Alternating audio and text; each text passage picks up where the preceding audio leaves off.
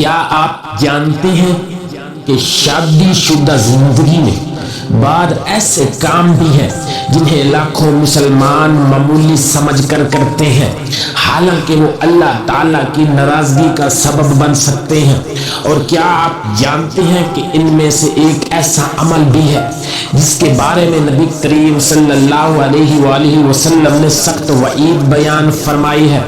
آج کی اس ویڈیو میں ہم ازدواجی زندگی سے متعلق 5 ایسے سنگین غلطیوں کا ذکر کریں گے جو نہ صرف گناہ کا سبب بن سکتی ہیں بلکہ میاں بیوی کے درمیان محبت، سکون اور برکت کو بھی ختم کر سکتی ہے۔ لہٰذا اس ویڈیو کو آخر تک ضرور دیکھیے گا، کیونکہ 5واں کام، 5ویں غلطی کے بارے میں جان کر شاید آپ حیران رہ جائیں، اور ممکن ہے کہ آپ یا آپ کے جاننے والے لا علمی میں اس غلطی کا شکار ہوں۔ آئیے شروع کرتے ہیں۔ محترم اسلامی بھائیوں اور بہنوں، ازدواجی زندگی میں بعد ایسے اعمال پائے جاتے ہیں جنہیں لوگ معمولی سمجھتے ہیں، حالانکہ اسلامی تعلیمات میں انہیں سنگین گناہوں میں شمار کیا گیا ہے۔ بعض لوگ ان مسائل پر گفتگو کو بے حیائی سمجھتے ہیں، حالانکہ یہ بے حیائی نہیں بلکہ دین کا ضروری علم ہے جسے ہر مسلمان کو جاننا چاہیے۔ البتہ اگر ایسی باتیں محض خواہشات کو ابھارنے کے لیے بیان کی جائے تو وہ یقیناً نامناسب ہوں گی۔ آئیے اب ان 5 اہم امور کا جائزہ لیتے ہیں۔ پہلا معاملہ، کسی شرعی عذر کے بغیر شوہر کی جائز ازدواجی خواہش کو رد کرنا۔ اسلامی تعلیمات کے مطابق جب شوہر اپنی بیوی کو کسی جائز ازدواجی ضرورت کے لیے بلائے تو بیوی کو چاہیے کہ وہ مثبت انداز میں اس کا جواب دے، سوائے اس کے کہ کوئی شرعی عذر موجود ہو، جیسے حیض، بیماری، شدید جسمانی تکلیف یا کوئی اور معتبر وجہ۔ نبی کریم صلی اللہ علیہ وآلہ وسلم نے فرمایا کہ اگر شوہر اپنی بیوی کو بلائے اور وہ بلا وجہ انکار کر دے، جس کے نتیجے میں شوہر ناراض ہو کر سو جائے، فرشتے صبح تک اس عورت پر لعنت بھیجتے رہتے ہیں۔ یہ تعلیم ہمیں ازدواجی حقوق کی ادائیگی، باہمی تعاون اور ایک دوسرے کے جذبات کا خیال رکھنے کی اہمیت سکھاتی ہے۔ دوسرا معاملہ، بغیر کسی حقیقی وجہ کے طلاق یا خلع کا مطالبہ کرنا۔ اسلام نے ضرورت کے وقت طلاق کی اجازت دی ہے، لیکن بلا وجہ علیحدگی کی خواہش کی سخت حوصلہ شکنی کی ہے۔ رسول اللہ صلی اللہ علیہ وآلہ وسلم نے تنبیہ فرمائی ہے کہ جو عورت بغیر کسی معقول اور شرعی وجہ کے طلاق کا مطالبہ کرتی ہے وہ ایک سنگین گناہ کی مرتکب ہوتی ہے۔ معمولی اختلافات، وقتی ناراضگی یا روزمرہ کے مسائل خاندان کو توڑنے کا سبب نہیں بننے چاہیے۔ والدین کو بھی چاہیے کہ وہ چھوٹی چھوٹی باتوں پر اپنی بیٹیوں کو گھر نہ اجاڑے، گھر چھوڑنے پر مشورہ نہ دے، بلکہ صلح، برداشت اور حکمت کی تلقین کرے۔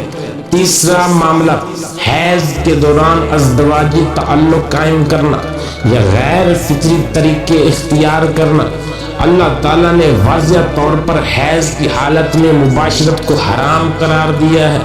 اسی طرح بیوی سے غیر فطری طریقے سے تعلق قائم کرنا بھی جمہور علماء کے نزدیک حرام اور کبیرہ گناہ ہے۔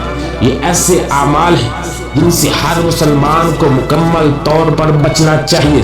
افسوس کی بات یہ ہے کہ دینی علم کی کمی کی وجہ سے بہت سے لوگ ان احکامات سے ناواقف رہتے ہیں۔ اس لیے ہر مسلمان مرد اور عورت کو نکاح سے پہلے اور بعد میں ازدواجی زندگی کے اسلامی آداب اور احکام ضرور سیکھنے چاہیے۔ چوتھا معاملہ، غیر محرم کے ساتھ تنہائی اختیار کرنا یا نامناسب جسمانی تعلقات قائم کرنا۔ اسلام نے شادی کے دائرے سے باہر ناجائز تعلقات کی سختی سے ممانعت فرمائی ہے۔ رسول اللہ صلی اللہ علیہ وآلہ وسلم نے ارشاد فرمایا کہ جب کوئی مرد اور غیر محرم عورت تنہائی میں ہوتے ہیں تو ان کے درمیان تیسرا شیطان ہوتا ہے۔ اسی طرح بلا ضرورت چھونا، مصافحہ کرنا، چھیڑ چھاڑ کرنا یا غیر محرم افراد کے ساتھ نامناسب تعلقات کرنا، نامناسب بات چیت کرنا ناجائز ہے اور انسان کو بڑے گناہوں کی طرف لے جا سکتا ہے۔ ایک مسلمان کو چاہیے کہ وہ اپنے نکاح اور اپنے خاندان کی حفاظت کے لیے شرعی حدود کی پابندی کرے۔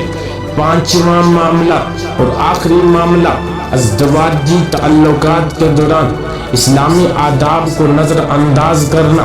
اسلام زندگی کے ہر شعبے میں حیا، پاکیزگی اور احترام کی تعلیم دیتا ہے، حتیٰ کہ ازدواجی تعلقات میں بھی۔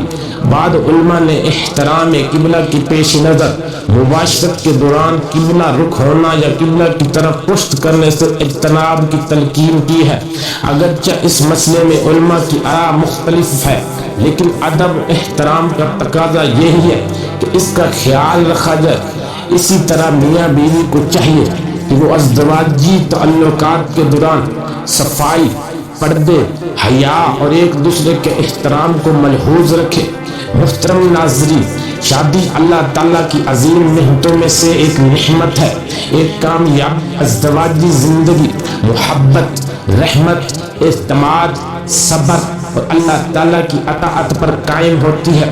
جب میاں بیوی اسلامی تعلیمات پر عمل کرتے ہیں تو ان کا گھر سکون، محبت، برکت کا گہوارہ بن جاتا ہے، لیکن جب وہ ان حدود کو نظر انداز کرتے ہیں تو وہ روحانی نقصان، گھریلو اختلافات اور برکتوں سے محرومی کا شکار ہو سکتے ہیں۔ اللہ رب العزت سے دعا ہے کہ وہ تمام مسلمان شوہروں اور بیویوں کو ایک دوسرے کے حقوق ادا کرنے، گناہوں سے بچنے اور اپنی زندگی کو شریعت مطہرہ کے مطابق گزارنے کی توفیق عطا فرمائے۔ آمین ثم آمین۔ اگر آپ کو یہ ویڈیو پسند آئی ہو میرے پیاروں تو ویڈیو کو لائک کریں، چینل کو سبسکرائب کریں اور نوٹیفیکیشن بیل کو ضرور آن کریں تاکہ آئندہ بھی ایسی مفید اور معلوماتی ویڈیو، اسلامی ویڈیو آپ تک آسانی سے پہنچتی رہے۔ شکریہ۔